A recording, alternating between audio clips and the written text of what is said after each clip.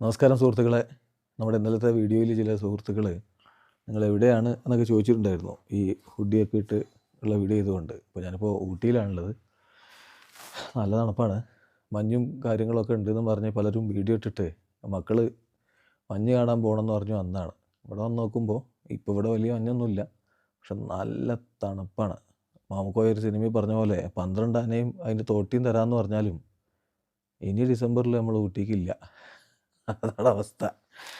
എന്തായാലും ഇന്നലെ സെഞ്ചുറികളുടെ ഒരു മേളായിരുന്നല്ലോ വിജയ് ഹസാരെ ട്രോഫിയിൽ. അപ്പോൾ നമ്മൾ കിട്ടിയ അവസരത്തിൽ റേഞ്ച് ഒന്ന് കിട്ടിയ സമയത്ത് കോഹ്ലി, രോഹിത്, അതുപോലെ തന്നെ വരുന്ന വഴിയിൽ മസനഗുഡിയിൽ എത്തിയ സമയത്താണ് നമ്മൾ ആ വൈഭവ് സൂര്യവംശിയുടെ സെഞ്ചുറിയുടെ കാര്യം വീഡിയോ ചെയ്യുന്നത്. അപ്പോൾ വേറെ കുറേ സെഞ്ചുറികൾ പറഞ്ഞിട്ടുണ്ട്. അപ്പോൾ അതെല്ലാം കൂടി ഒന്ന് ഇപ്പോൾ അങ്ങ് പറയാമെന്ന് വിചാരിക്കുകയാണ്. അതായത് ഇന്നലത്തെ ഒറ്റ ദിവസം വിജയ് ഹസാരെ ട്രോഫിയിൽ ബാറ്റർമാരുടെ ഒരു താണ്ഡവമായിരുന്നു. 22 ബാറ്റേഴ്സാണ് ആദ്യ ദിവസം വിജയ് ഹസാരെ ട്രോഫിയിൽ സെഞ്ചുറി അടിച്ചിരിക്കുന്നത്. പൊളിച്ചടുക്കിയ ബാറ്റിംഗ് എന്നേ പറയാനുള്ളൂ. നമുക്ക് കേരളത്തിന് വേണ്ടിയിട്ട് ഇന്നലെ വിഷ്ണു വിനോദിൻ്റെ സെഞ്ചുറി ഉണ്ടായിരുന്നല്ലോ, നമ്മളത് പറഞ്ഞിരുന്നു, ഇന്നലത്തെ വീഡിയോ തന്നെ പറഞ്ഞിരുന്നു. അത് കൂടാതെ നമ്പർ 1 ODI ബാറ്ററായിട്ടുള്ള രോഹിത് ശർമ്മയുടെ വക 94 പന്തുകളിൽ നിന്ന് 155 നമ്മൾ കണ്ടു. നമ്പർ 2 ODI ബാറ്ററായിട്ടുള്ള വിരാട് കോഹ്ലിയുടെ വക 101 പന്തിൽ നിന്ന് 131 നമ്മൾ കണ്ടു. വൈഭവ് സൂര്യവംശിയുടെ പൊളിച്ചെടുക്കലിനെ കുറിച്ച് ഇന്നലെ തന്നെ നമ്മൾ സംസാരിച്ചതാണ്. അതോടൊപ്പം തന്നെ എടുത്തു പറയേണ്ട ഒരു സെഞ്ചുറി വന്നിട്ടുള്ള ദേവദത്ത് പടിക്കലിൻ്റെ ഭാഗത്താണ്. 147 റൺസാണ് അദ്ദേഹം 118 പന്തുകളിൽ നിന്ന് അടിച്ചു കൂട്ടിയിരുന്നത്. എന്ന് പറഞ്ഞാൽ 10 ഫോറുകളും 7 സിക്സറുകളുമാണ് അദ്ദേഹത്തിൻ്റെ ബാറ്റിൽ നിന്ന് പറഞ്ഞ 413 റൺസാണ് ജാർഖണ്ഡിനെതിരെ ഇന്നലെ കർണാടക ചേസ് എടുത്തിരിക്കുന്നത്. അപ്പം അദ്ദേഹത്തെ സംബന്ധിച്ചിടത്തോളം അതൊരു വല്ലാത്ത പ്രകടനമാണ് എന്ന് തന്നെ പറയണം.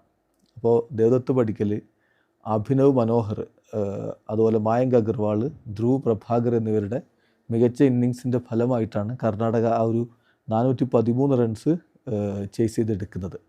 വൈഭവ് സൂര്യവംശിയുടെ ഇന്നിങ്സ് എന്ന് പറഞ്ഞാൽ 84 പന്തിൽ നിന്നായിരുന്നു 190 റൺസ് വന്നിട്ടുണ്ടായിരുന്നത്. കൂടാതെ നമ്മൾ എടുത്തു പറയേണ്ട മറ്റൊരു പ്രകടനം വന്നിട്ടുള്ളത് ഇഷാൻ കിഷൻ്റെ ബാറ്റിൽ നിന്നായിരുന്നു. അദ്ദേഹത്തിൻ്റെ വക ഇന്നലെ പൊളിച്ചടുക്കിയ ഒരു സെഞ്ചുറി നമ്മൾ കണ്ടു.